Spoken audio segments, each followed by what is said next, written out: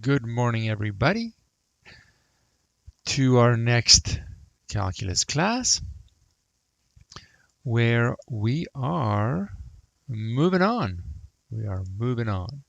We have all the derivative properties that we are going to need. Hopefully you have practiced, and now it is time to add a basic function to our list.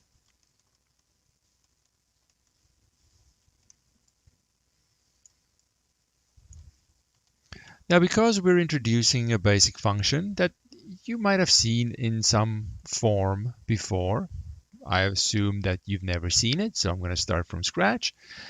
And we're also immediately after that asking the derivative question, what is the derivative of this new function? The discussion is going to take us about 3 or 4 sessions. We are going to start our discussion on exponential functions. And for that topic, I'm actually going to start at the end and then loop back to it, and we'll see how this goes eventually.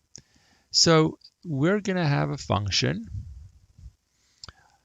let's say of a certain form or type, and it's going to be a number to the power of x. And that's unlike any function we can get by way of a polynomial or combining polynomials in any obvious way. The variable x is now in the exponent. And a is called the base, and we are going to have a b positive. Because if I have a negative number, then for certain values of x, it's not going to exist, and then I have some continuity problems. We're going to avoid all of that. So if I take, for example, y equals 2 to the x, I like 2 as my starting example, base 2. Because it's easy to work with, I can make a little table of x and y values. Let's say I have -2, -1, 0, 1, and 2, and maybe a 3, and so on. Then for x equal to 0, anything to the power of 0 is 1. For x equal to 1, it's 2 to the power of 1, which is 2. Then 2 squared, which is 4. Then 2 cubed, which is 8. So it's easy enough to make this table. 2 to the -1 will be 1/2. 2 to the -2 will be 1/4, and so on. So regardless of the x value that I look at as input, my y values are always positive. The further left I go, the smaller this fraction becomes, because the negative exponent moves it to the denominator, and then I have 1 over something that grows. And the further right I go, the bigger the y value becomes, because I'm looking at larger powers of x. So if I visualize this with my graph,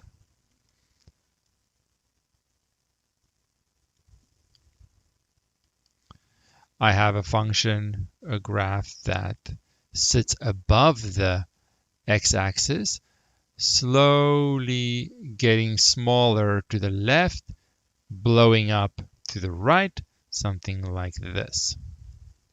Now it's actually a little steeper in terms of how fast it picks up, but I like to have a nice smooth shape that I can remember. So some properties: if x approaches positive infinity, then y also approach positive infinity. If the x values get bigger, the y values get bigger. It doesn't matter how fast, it's just the direction that it's going. So I could, if I wanted to, summarize this by saying the limit x goes to infinity of 2 to the x is infinity. Also, if x approaches, no, not 0, negative infinity, I'm going far to the left, then it's not too difficult to be confident that y is going to go to 0. I can write that in my limit notation. 2 to the x is going to be 0. So that means I have a horizontal asymptote. And contrary to what I saw with rational functions, the horizontal asymptote is the line sitting on the x-axis. So that is the line y equals 0, matches that 0. It's only a horizontal asymptote on the left side only. That doesn't make it any more or less of a horizontal asymptote. But what I saw with rational functions is any horizontal asymptote, if there is one, is a horizontal asymptote on both sides. The graph will approach it when I go far to the left and far to the right. For this kind of function, I don't have that symmetry anymore. What happens on the left is very different from what happens on the right. But I do have a horizontal asymptote, and it happens to be on the left. All right, so that's my basic exponential function with an example. And if I change the base from a 2 to a 3, it's just going to be a little bit steeper and going to 0 a little bit faster, but the general shape and the trend and the properties are going to be the same. So I pick an easy number like 2 to just easily get some numbers for the y values. So we have a basic function that I now can add to my library, and technically I have a ton of them, just with different base values. It could be a 2, 3, 4.7, whatever, as long as it's positive. So I can practice my transformations. Whoopsie, what happened there? A little laggy. Practice my transformations on this basic function. Let's say we have y equals negative 2 to the x minus 1 plus 3. Just picking nice numbers to make the graphing easy. So then I'm going to start with 2 to the x. I'm going to take it to, I prefer the handling the numbers in front, so there's a negative 2 to the x. And then we'll take it to negative 2 to the x minus 1. And finally, I guess we'll go over here to our end result like that. So let me just set up my graphs.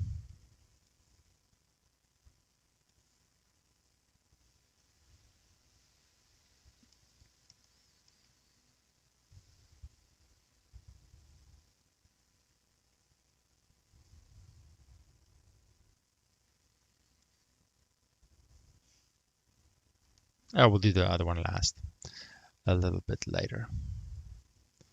Okay, so I have my basic exponential shape, indicate the y-intercept at the very least. Then, when I multiply the right-hand side by a negative 1, it flips it vertically. So now I'm going to have a shape like that, just flipped around, and my y-intercept will be negative 1. Then, when I replace x with x minus 1, that shifts everything to the right by 1 unit. Let me extend this a little bit here. Y and x. So then I'm going to shift to the right. Whew, it's a wobbly line. The slower I go, the worse it gets. So now it doesn't look like I did much. My previous y-intercept is now sitting up here, -1 and 1. I just make the scale whatever so that I can have a nice shape. Then, lastly, I have to shift everything up by 3 units.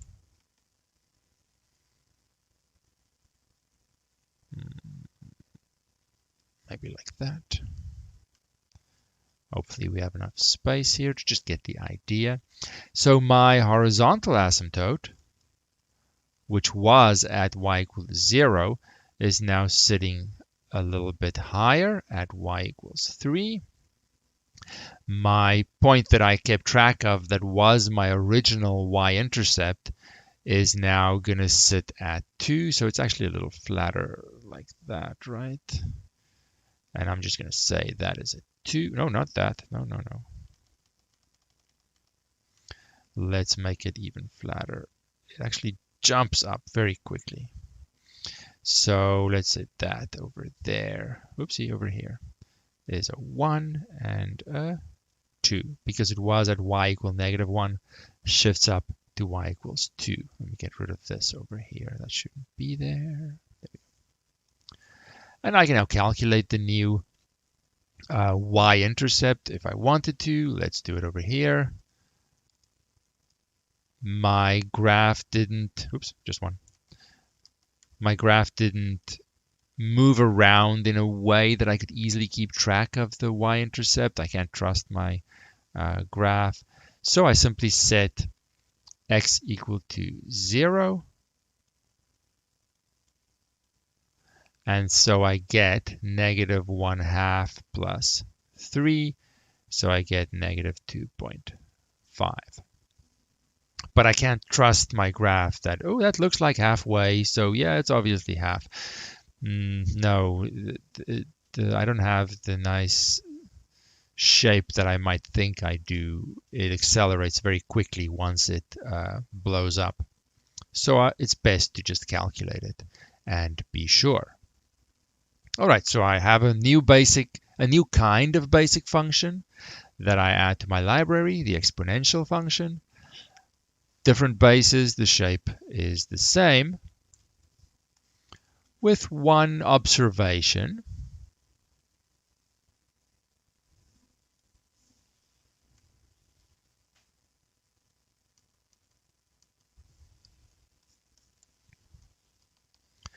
Sometimes in your pre-calculus class, they might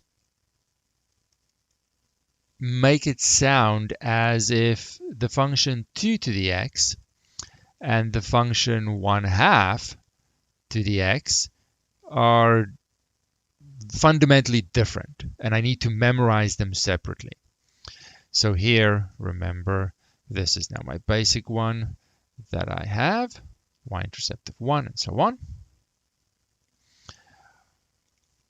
I don't really feel the need to remember a different, or to see the second one as a different function, because I can simply rewrite this as 2 to the -1, everything to the power of x, and therefore 2, oops, my 2 is so low, therefore 2 to the -x, which means this is just a transformation replacing x with -x, which means what happens to the basic graph?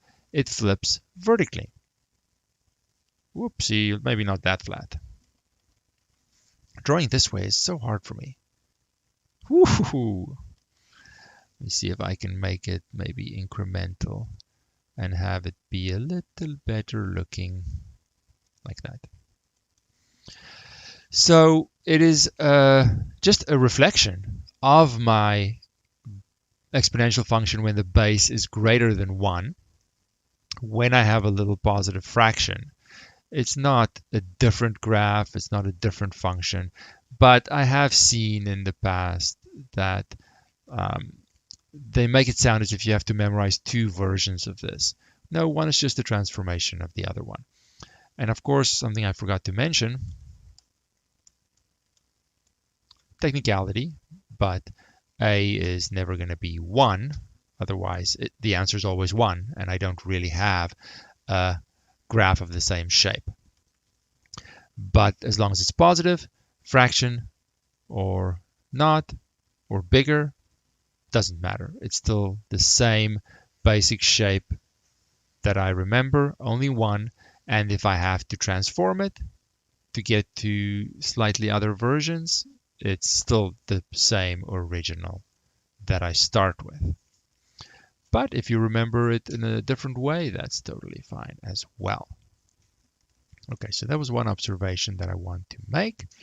And I'm not going to spend too much time practicing transformations and all kinds of things because chances are you have seen this before, you do remember it, and on top of that, it's not the most complicated graph either. It's actually a quite nice, simple one. It just doesn't have the symmetry that I'm used to in polynomials. So it's definitely not a hard one to get on top of.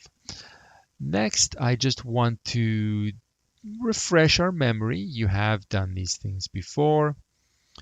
We're not making a big deal of exponential equations, but they are going to come up now and then. So I do just want to remember, how do I handle this? How do I solve for x if x is in the exponent? Well, there is a basic kind of equation, like maybe something like that, where if I rewrite the base as 3 squared, and I notice that 27 is 3 cubed, I can see that this is 3 to the power of 2x equals 3 to the power of 3. Now there's a property of exponential functions and or equations that if I have the base to the power of something and the same base to the power of something else, I did not allow myself a lot of space here, then that is always going to be equivalent to the exponents being equal as well. There is no way. Now that comes from a property of certain kinds of functions being one-to-one or injective and things like that, that we don't necessarily have to dig deeper. We just have to notice that if I can make the bases the same, the only way that this equation can be true is if the exponents are actually the same, leading me to the value of x.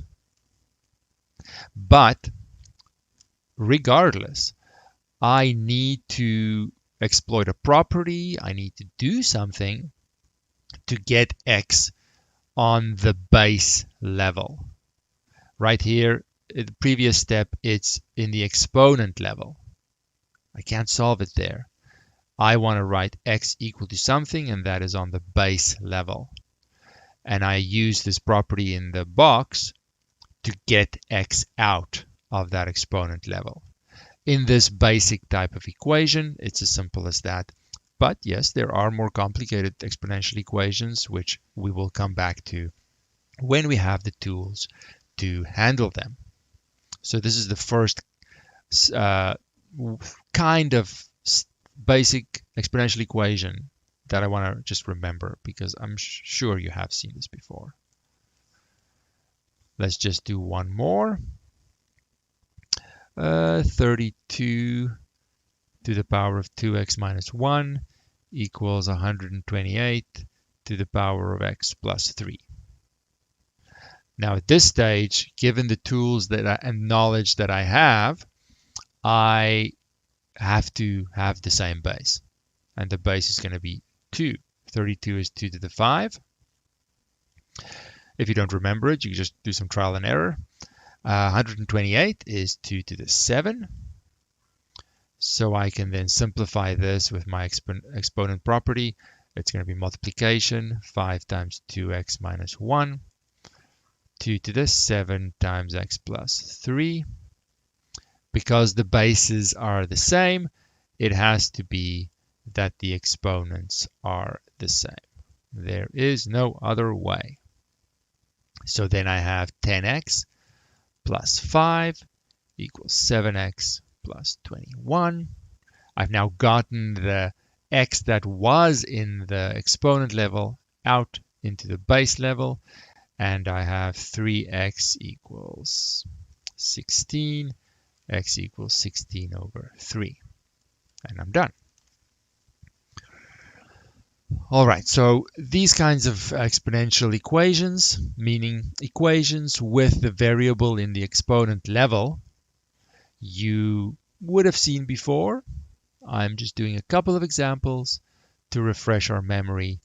We're not going to do too many of these, but the issue of having the variable in the exponent level is going to come up in simple ways now and then.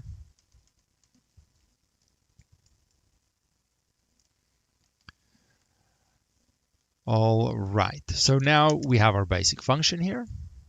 There it is. Have the value of a be whatever you want within reason. The basic shape of the exponential function, given some transformations, is going to be the same. So we have this new kind of function. It's nice and smooth.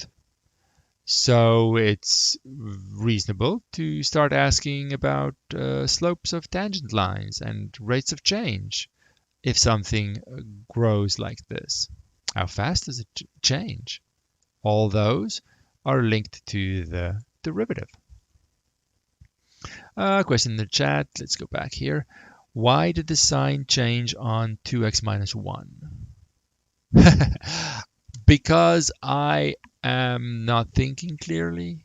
Or let's pretend I did it on purpose to just see who is paying attention. And congratulations, it turns out you are paying attention. You passed the test. And you are still awake or already awake. So give yourself a pat on the back. You passed. There you go. No reason whatsoever, of course, it can't magically change from a minus to a plus. Let's pretend I did that on purpose to see who's paying attention. I would never make a mistake. No way. Okay. That issue aside, I have my function. The whole question in calculus, or at least in the beginning, is the derivative question. So our goal, and it's not going to be a simple goal overall, is to find the derivative and to understand of the function a to the x. So I call this my general exponential function because the base can be whatever, general base, 2, 3, whatever. Okay. So that is the question. Well, this is a new function. And whenever I have something new, I have to go back to the limit definition. Whether I see that happening or not, that is where we go. Back to limit definition. Now, the way I like to do this is to see, how does the story go? What does it look like? I will make it very clear, you do not have to ever do this limit definition on the exponential function. Okay, let's make that extremely clear. But I find that you lose a little something. Something's missing if I just slap it on the screen and tell you what the answer is. To at least see a little bit of the story and see what the limit definition looks like, and then go, "Ugh, I don't want to do that." You've gained some knowledge, and you have a little bit more of an appreciation. So that is what I'm going to do. But again, you do not need to do it. Just sit back and enjoy. Or enjoy the fact that you don't have to do it as we go on, and you'll see what I mean. So That is our setup. Let's take an easy example, because 2 to the x, I have a good feeling about 2 to the x. It's my best chance to understand an exponential function using a 2. Okay, so I want to find what is the derivative of this function. Well, limit definition. What else can I do? It is the limit. I can at least set it up. You have to know how to set it up, right? H approaches 0.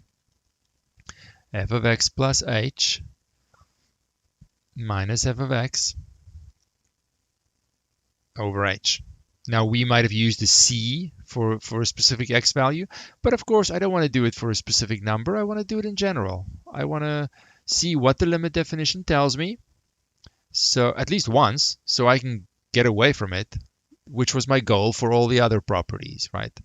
I don't want to spend a lot of time with the limit definition, but in order to prove the product rule, in order to prove the power rule, in order to prove all those properties, I had to go through the limit definition, even the chain rule, but I didn't even want to show that because that is quite complicated.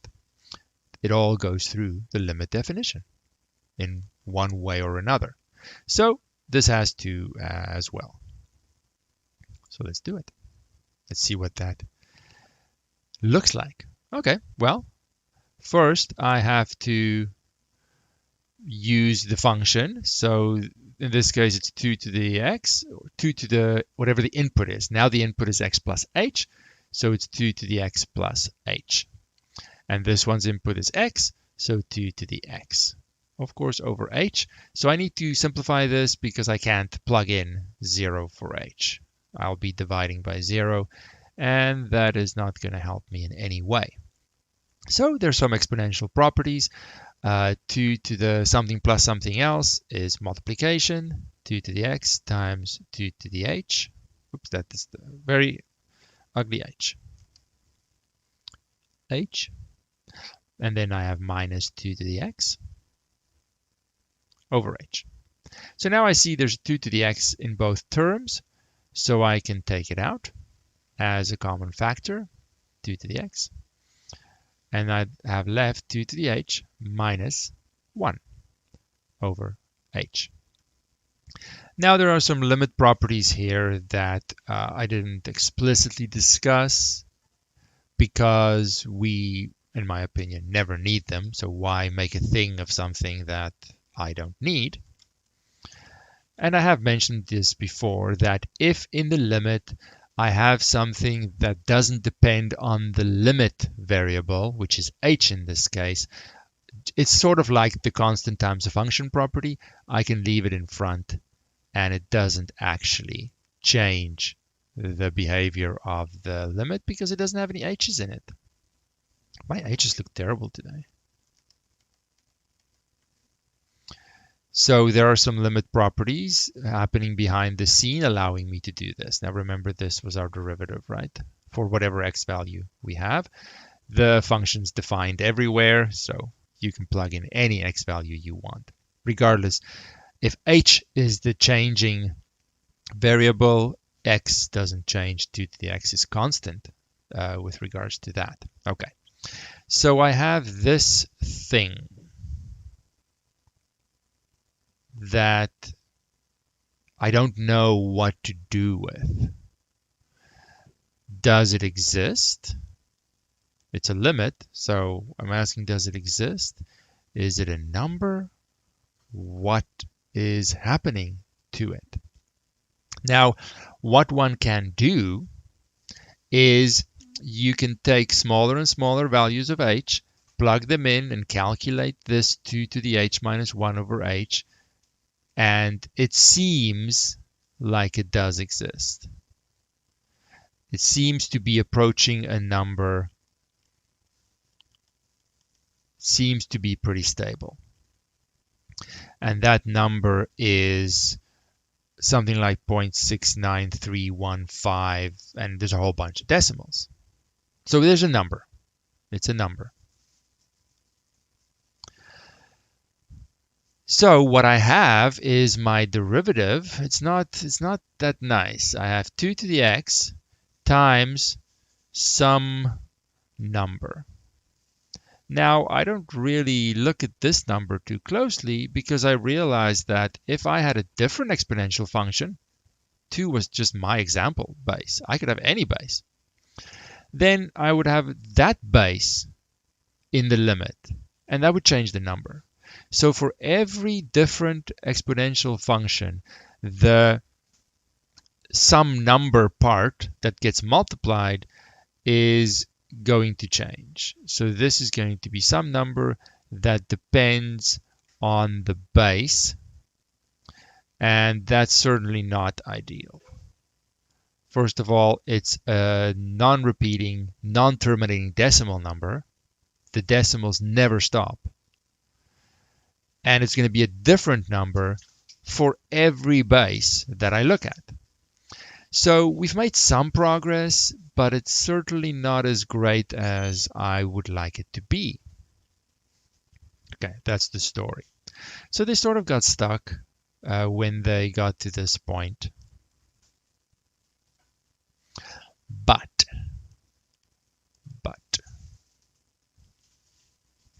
around 1683, which was before the calculus started, a very famous person by the name of Bernoulli, they were actually brothers, he was looking at interest rate calculations and nothing to do with calculus. He didn't care.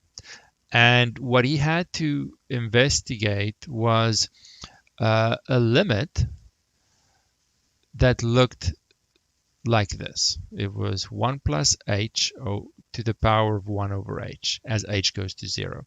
And this features in one form or another in compound interest formulas. When you let the compounding period shrink down to 0 or close to 0, you get this kind of thing that you have to evaluate. And he did it by trial and error and maybe derived some properties and realized that it existed. It's a number. This approached, sadly, also a non-repeating, non-terminating decimal number, 2.718, whoopsie, next one is a 2, 28182845904523536, and I don't remember the rest. Ooh, that is an ugly 3. As soon as I write something and the lag kicks in, it makes my pen wobbly. So decimals never stop. But there is a number that this approached. And that's what he needed, and he moved on with his life. Then when they were looking at the calculus question of finding derivatives of this exponential function, we're now back to this sticky point of having 2 to the x times some number. And we don't know what to do. We sort of got stuck. They decided, well, let's take this weird number and let's call it E, after the person that made the next step, Leonhard Euler. Let me just make a new page. He said, let's take this number as the base and see what happens. As weird as that number is, he took this E, which is the limit, h approaches 0, 1 plus h to the power of 1 over h. It exists, 2.71828 and so on. Let's take that as the base. As unnatural as that seems, let's see what we get. So now our function is this weird number to the power of x. Now remember, I can have any base. As long as it's not 1 and it's positive, I have an exponential function. I have infinitely many exponential functions. By changing the base, this is one of them. Now following the same situation, I would get to this point in the this arrow here at the top here. I would follow the same limit definition, and I would get e to the x times limit h goes to 0. What did I get here? The base, original base to the h, minus 1 over h. It would follow the exact same. Changing the base replaces the 2's with whatever the new base is, and I have the same issue. However, if I now plug in what E is, in terms of its Bernoulli definition, it's 1 plus h to the 1 over h, all of that to the power of h, minus 1 all over h. So I have something to the power of 1 over h and then to the power of h, and those cancel each other. So what I am left with is 1 plus h minus 1 over h. The 1 and the negative 1 cancels, the h's cancel, and this whole thing is equal to 1. And so this extra number, this sum number that gets multiplied in the derivative, depends on the base, but when I take this weird number e, which is a non-repeating, non-terminating decimal number, as the base of my function, then this extra number is equal to 1. And that's only going to happen if I take that as the base. Which means then the derivative is just e to the x. My function is e to the x. And this is the only function that has as derivative the exact same function. Remember, it's an exponential function. It's positive, so I can graph it. There it is.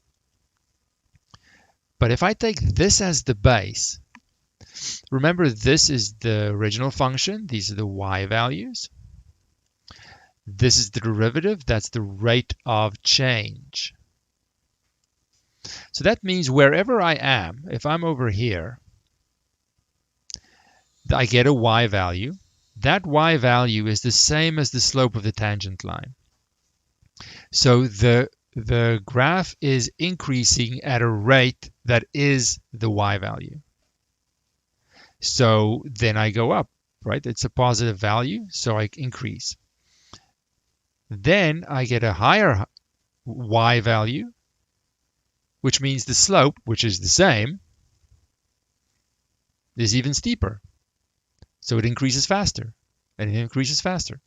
The rate of change is exactly the same as the function value at that point. And it's in a way, if I forget what the number e is, it's in a way the simplest situation it could possibly be, in that the derivative is the function itself. It is the exact same. No adjustment at all. I'll write it over here.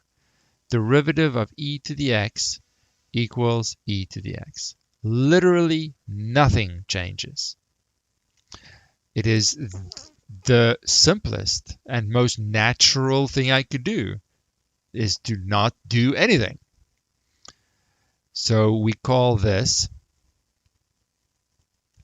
the natural exponential function. And e is the natural base, which is quite ironic because it is hardly a natural number. It's actually not a natural number at all. It is a number that has infinitely many decimals that never repeat. Yet this number makes calculus so much simpler than it could have been, in that the rate of change of this exponential function is exactly the same as the function itself. Now, we have to pause the question of what the number is, what this sum number issue is. If my base is anything else, I have a number popping out. If it's anything other than E, for example, if the base is 2, I have this 0.69315 number popping out. Where on earth does that come from?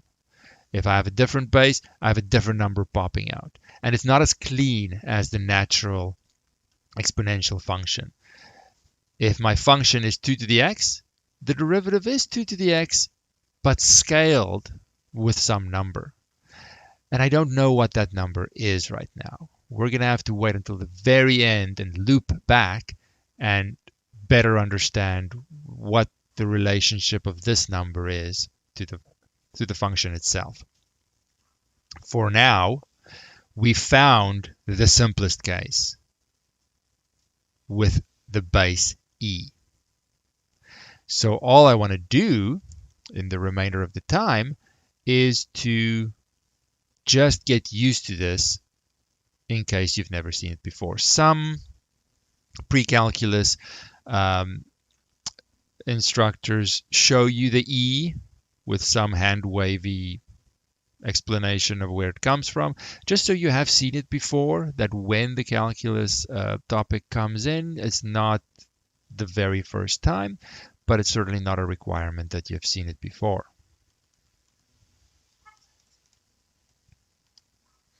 So now I just want to do some examples with this natural exponential function. So let's say I have a function and it's e to the 4x. I know that if it's just e to the x, well, the derivative is exactly the same. I change nothing. It is the best case scenario. But if I change this even a little bit, then let's change it like this first. Let's do this first. Let's put the 4 over here, like that. So now I want to find the derivative. My question to you is, what is the first property that we're going to use to find this derivative? I see we've lost some people. As soon as I say, oh, you don't have to be able to duplicate that limit definition, people just say, oh, disconnect, I'm out. I'm going to do something else. You lose a little something if you don't hear that story, I feel. You get an appreciation for how weird it is. This E, it's not a simple number, yet it is the simplest function. That's weird. It's weird. What is the property that I'm going to use first to find this derivative? That is my question to you. Nothing's changed. I still have properties. It is not the power rule because I don't have x to the power of n anywhere. This is a completely different function. It has its own property, which is this guy. This is a new property, if you will. Property telling me how to handle an exponential function. But my question was, what is the first one? What is the first property? First property is constant times a function. Because I need to now isolate this e to the x. So for the love of all things good and pure, do not make it red. I'm going to make it red.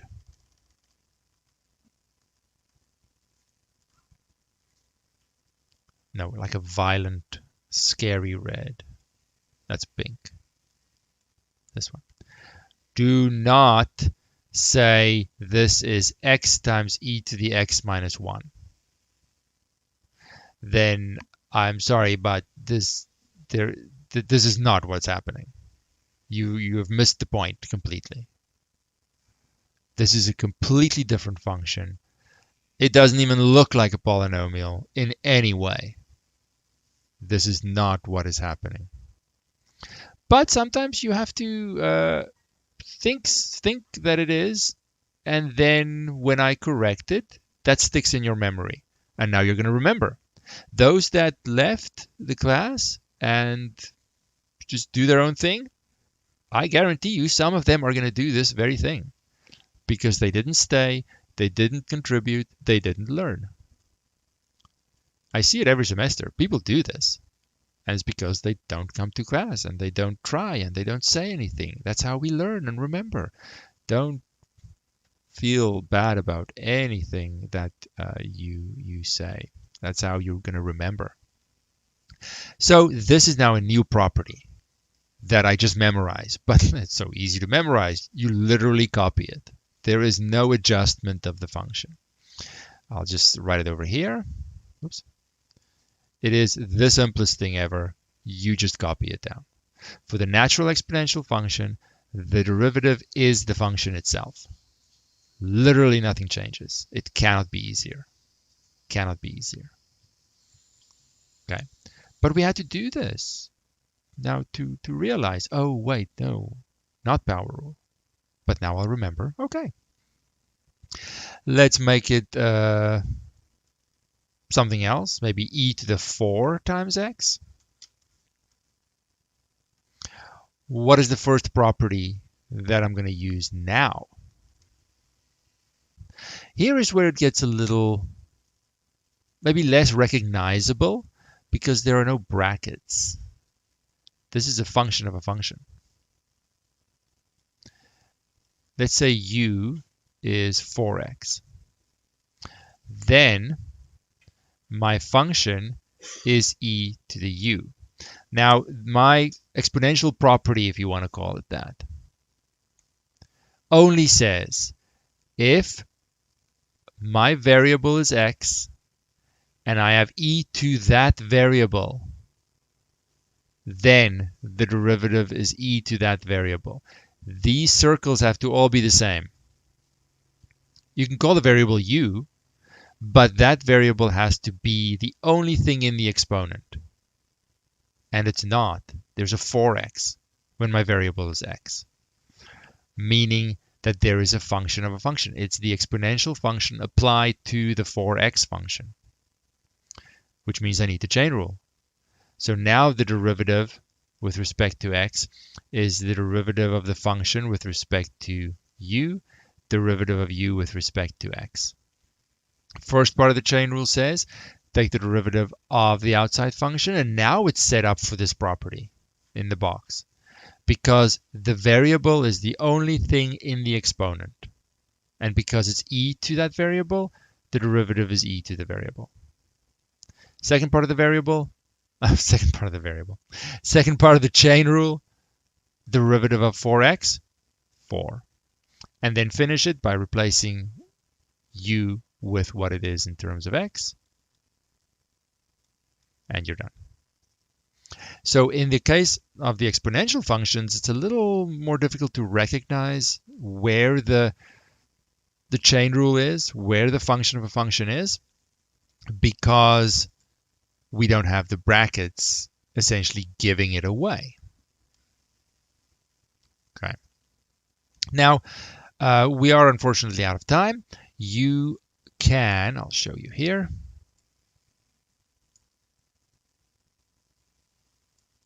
Sorry, my view is wrong. The main one we are needing to practice is problem 7.5, where I just have the base e, I mix it up. We'll have some practice for this at the start of tomorrow, just to make sure. So this is the first step in a longer discussion, clarifying all the issues surrounding exponential function. Ultimately, we do want to know, well, what do I do with this function? What do I do if the base isn't e? But that can only be answered efficiently at the very end.